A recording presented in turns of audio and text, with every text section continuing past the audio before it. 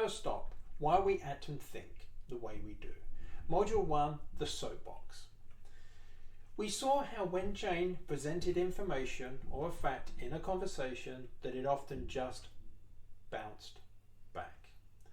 We saw how this would often trigger cognitive dissonance as the fact presented contradicted the fact that Joe currently believed.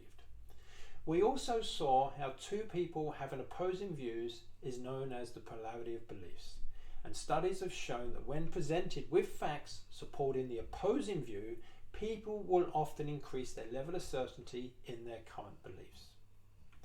We will now begin to unravel this to understand what is going on at the deeper levels.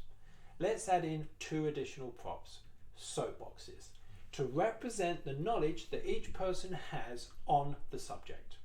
What we tend to do is we tend to stand on our soapboxes and project our views out into the conversation.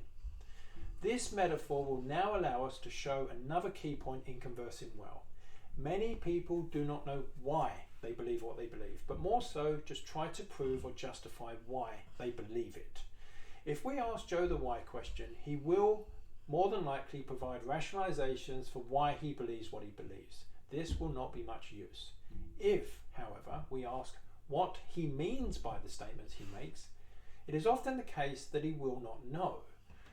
This provides an important opening in a conversation. At this point, it is advisable to be very supportive to the person you're speaking with or messaging. It is very uncomfortable to realize that we might not know why we believe what we believe, or we might not know it as in depth as we thought we did.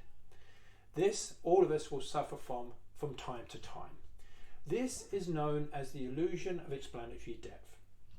Whilst this may sound difficult, it's actually relatively straightforward, and we will provide a link to a great article explaining this concept. I highly recommend reading the article as it will provide some deep insights into why most debates go round in circles. Let's now dig deeper and see what is in the soapbox. This is where things begin to get really interesting.